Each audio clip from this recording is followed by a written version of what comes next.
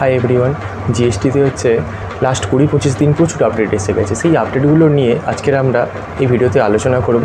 যারা হচ্ছে ট্যাক্সের কাজ করছেন এই ভিডিওটা পুরোটা দেখবেন, তাদের জন্য এই ভিডিওটা খুব ইম্পর্টেন্ট ভিডিও। জিএসটিতে অনেকগুলো আপডেট এসে গেছে, বাট আমি মোস্ট প্রবাবলি 4-5টা বিষয় নিয়ে আমি আলোচনা করব, যেগুলো খুব ইম্পর্টেন্ট বিষয়, যেগুলো রিটার্নের ক্ষেত্রে খুব কাজে লাগবে। ঠিক আছে?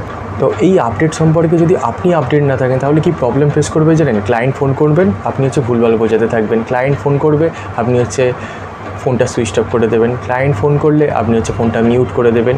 এই জিনিসগুলো যাতে না হয়। ক্লায়েন্ট ফোন করলে আপনি হচ্ছে নিজের কাছে যদি আপনি কনসেপ্ট ক্লিয়ার থাকে তাহলে তো আপনি ক্লায়েন্টকেও ঠিকঠাকভাবে বোঝাতে পারবেন। তো যে কোনো কিছু আপডেট হলে আপনারা একটুখানি নিজেরা একটু স্টাডি করবেন। ভিডিওটা শেষ পর্যন্ত দেখুন। জিএসটির সমস্ত মেন ইম্পর্টেন্ট আপডেটগুলো আপনি সব জেনে যাবেন। ওকে, ফার্স্ট চেঞ্জেস এসছে, 3 বছরের পুরনো রিটার্ন আর করা যাবে না। আপনি যদি এখনও 3 বছরের পুরনো রিটার্ন করে থাকে তাহলে এখনই রিটার্নগুলো করে নিন। আন্ডার সেকশন 39 সাবসেকশন 11-এ নোটিফিকেশান ইস্যু হয়েছে যে 3 বছরের পুরনো রিটার্ন আর করা যাবে না। এটা ইমপ্লিমেন্ট হয়েছে লতে 1 অক্টোবর 2023। তো এখনও পর্যন্ত বলছি, যারা এখনও লাস্ট 3 বছরের রিটার্ন 3V এবং হচ্ছে জিএসটিআর 1 ফেলে রেখেছেন, এখনই হচ্ছে রিটার্নগুলো কমপ্লিট করে নিন। না হলে কিন্তু আর রিটার্ন কিন্তু করা যাবে না, সেক্ষেত্রে কিন্তু আপনি প্রবলেমে পড়বেন। ফার্স্ট চেঞ্জেস এটা এসছে। সেকেন্ড আপডেট খুব ইম্পর্টেন্ট আপডেট, পুরনো যে ডেটা আছে সেগুলো সব ডিলিট হয়ে যাবে। স্যার পুরনো ডেটা মানে কি? নোটিফিকেশানে বলছে জিএসটি পোর্টাল হচ্ছে 7 বছরের ডাটা ধরে রাখবে ক্লায়েন্টদের। সেক্ষেত্রে তাহলে আপনাকে জানতে হবে জিএসটি কবে স্টার্ট হয়েছে।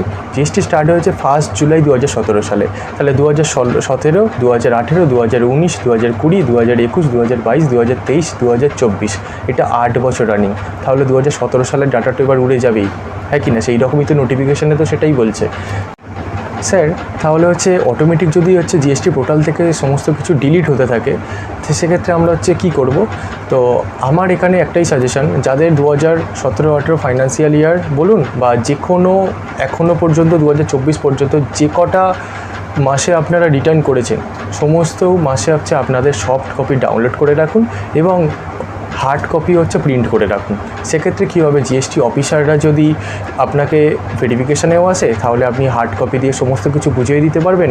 1-এ কত হচ্ছে আপনি সেলস দেখিয়েছেন এবং 3B-তে কত হচ্ছে আপনি ট্যাক্স পেমেন্ট করেছেন, সেগুলো সমস্ত কিছু আপনি হচ্ছে ক্লিয়ার দেখাতে পারবেন। আপনার দিক থেকে সমস্ত কিছু ক্লিয়ার থাকবে। তো আমার এটাই সাজেশান থাকবে।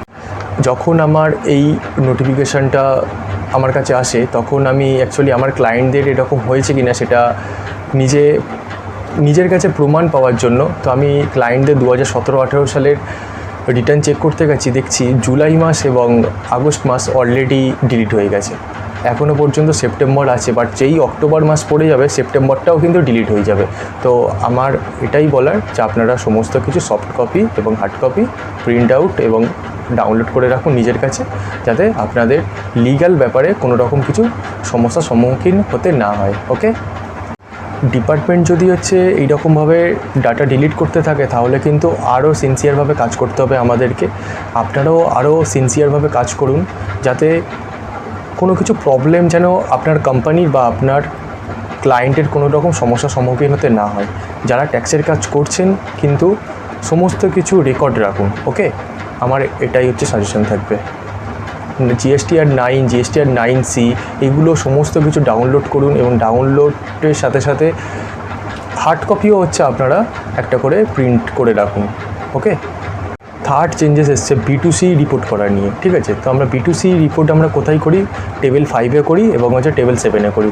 আগে আপনাদেরকে জানতে হবে টেবিল 5টা কী এবং টেবিল 7টা কী। ওকে স্যার, আমরা টেবিল 5-এ রিপোর্ট কোনগুলো করি না, যখন টোটাল ইনভয়েস ভ্যালু 2.5 লক্ষ টাকার বেশি এবং ইন্টার স্টেট সাপ্লাই হবে তখনই হচ্ছে আমরা টেবিল 5-এ হচ্ছে রিপোর্ট করে থাকি। তাহলে স্যার টেবিল 7-এ কোনগুলো রিপোর্ট করি? বাকিগুলো হচ্ছে সব টেবিল 7-এ রিপোর্ট করি। ওকে, মানে 2.5 লক্ষ টাকার নিচে হবে এবং উপরেও হতে পারে, 2.5 লক্ষ টাকার উপরে হতে হবে, বাট ওটা ইন্টার স্টেট সাপ্লাই হবে। ওকে, 2.5 লক্ষ টাকার বেশিও হতে পারে, 2.5 লক্ষ টাকার কমও হতে পারে টোটাল ইনভয়েস ভ্যালু, বাট ওটা ইন্ট্রা স্টেট সাপ্লাই হবে। ওকে, চেঞ্জেস যেটা হয়েছে, আমরা টেবিল 5-এ যেটা রিপোর্ট করি 2.5 লক্ষ টাকা ইনভয়েস ভ্যালু হচ্ছে ওটা কমে গিয়ে 1 লাখ টাকা হয়ে গেছে। বাট এই চেঞ্জেসটা 2.5 লক্ষ টাকা টোটাল ইনভয়েস ভ্যালু কমে যে 1 লক্ষ টাকা হয়ে যাওয়াটা, এটা জিএসটি লতে হয়েছে, বাট এই জিএসটি পোর্টালে এখনও পর্যন্ত হয়নি। আপনি যখন নিজে এই ভিডিওটা দেখার পরে চেক করবেন, যারা ট্যাক্সের কাজ করছেন তারা দেখবেন জিএসটি লতে চেঞ্জেস হয়ে গেছে, কিন্তু জিএসটি পোর্টালে এখনও পর্যন্ত চেঞ্জেস হয়নি। ফোর্থ ইম্পর্টেন্ট আপডেট হচ্ছে, আপনি এখনও পর্যন্ত যে সমস্ত ক্লায়েন্টের ভ্যালিড ব্যাঙ্ক অ্যাকাউন্ট বা এখনও পর্যন্ত ব্যাঙ্ক অ্যাকাউন্ট অ্যাড করেননি, সেক্ষেত্রে কিন্তু আপনি আর জিএসটিআর 1 ফাইল করতে পারবেন না, ওটা কিন্তু ব্লক হয়ে যাবে। এটা প্র্যাকটিক্যালি পোর্টালে এখন আপডেট হয়ে গেছে।